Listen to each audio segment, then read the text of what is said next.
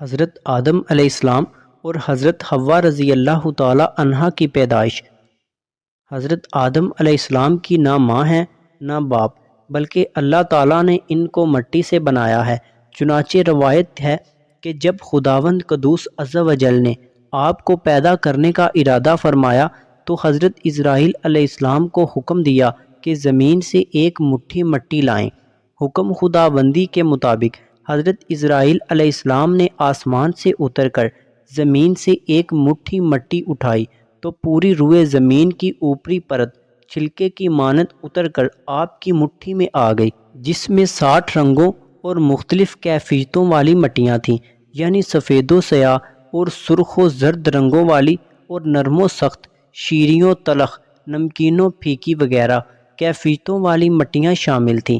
پھر اس مٹی کو مختلف پانیوں سے گوندھنے کا حکم فرمایا، چنانچہ ایک مدت کے بعد یہ چپکنے والی بن گئی۔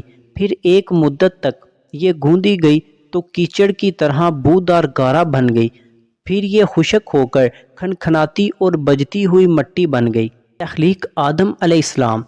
پھر اس مٹی سے حضرت آدم علیہ السلام کا پتلا بنا کر جنت کے دروازے پر رکھ دیا گیا، جس کو دیکھ دیکھ کر فرشتوں کی جماعت تعجب کرتی تھی، کیونکہ فرشتوں نے ایسی شکل و صورت کی کوئی مخلوق کبھی دیکھی ہی نہیں تھی۔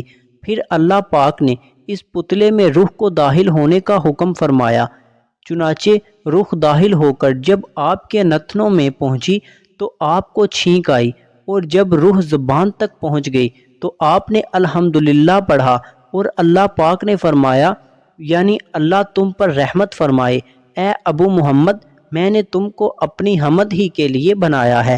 پھر رفتہ رفتہ پورے بدن میں روح پہنچ گئی اور آپ زندہ ہو کر اٹھ کھڑے ہوئے۔ مختلف طرح کے لوگ۔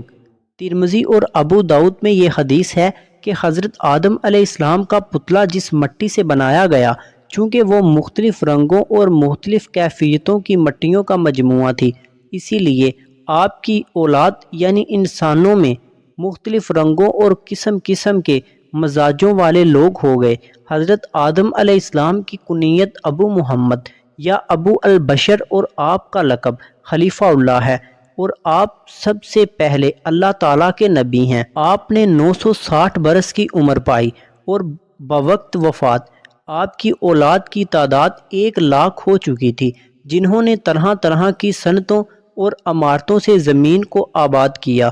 قرآن مجید میں بار بار اس مضمون کا بیان کیا گیا ہے کہ حضرت آدم علیہ السلام کی تخلیق مٹی سے ہوئی، چنانچہ سورہ العمران میں ارشاد فرمایا، عیسیٰ کی کہاوت اللہ کے نزدیک آدم کی طرح ہے، اسے مٹی سے بنایا، پھر فرمایا ہو جا، وہ فوراً ہو جاتا ہے۔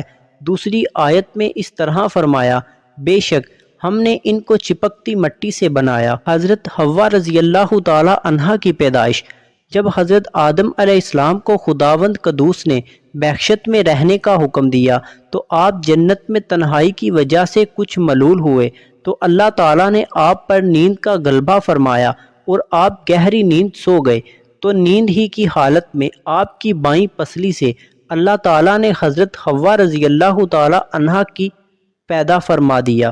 جب آپ نیند سے بیدار ہوئے تو یہ دیکھ کر حیران رہ گئے کہ ایک نہایت ہی خوبصورت اور حسین و جمیل عورت آپ کے پاس بیٹھی ہوئی ہے۔ آپ نے ان سے فرمایا کہ تم کون ہو اور کس لیے یہاں آئی ہو؟ تو حضرت حوا رضی اللہ تعالی عنہا نے جواب دیا کہ میں آپ کی بیوی ہوں، اور اللہ تعالیٰ نے مجھے اس لیے پیدا فرمایا ہے تاکہ آپ کو مجھ سے انس اور سکون قلب حاصل ہو، اور مجھے آپ سے انسیت اور تسکین ملے، اور ہم دونوں ایک دوسرے سے مل کر خوش رہیں اور پیار و محبت کے ساتھ زندگی بسر کریں، اور خداوند قدوس کی نعمتوں کا شکر ادا کرتے رہیں۔ حضرت آدم علیہ السلام کے اس واقعے سے ملنے والا درس۔ حضرت آدم حوا علیہ السلام کی تخلیق کا واقعہ مضامین قرآن مجید کے ان عجائبات میں سے ہے جس کے دامن میں بڑی بڑی عبرتوں اور نصیحتوں کے گوہر آبدار کے انبار پوشیدہ ہیں، جن میں سے چند یہ ہیں۔ اللہ تعالیٰ نے حضرت آدم علیہ السلام کو مٹی سے بنایا، اور حضرت حوا رضی اللہ تعالی عنہا کو حضرت آدم علیہ السلام کی پسلی سے پیدا فرمایا۔ قرآن کے اس فرمان سے یہ حقیقت عیاں ہوتی ہے کہ خلاق عالم جل جلالہ نے انسانوں کو 4 طریقوں سے پیدا فرمایا ہے۔ اول یہ کہ مرد و عورت دونوں کے ملاب سے جیسا کہ عام طور پر انسانوں کی پیدائش ہوتی ہے تنہا مرد سے ایک انسان پیدا ہو، اور وہ حضرت حوا رضی اللہ تعالی عنہا ہیں کہ اللہ تعالیٰ نے ان کو حضرت آدم علیہ السلام کی بائیں پسلی سے پیدا فرما دیا۔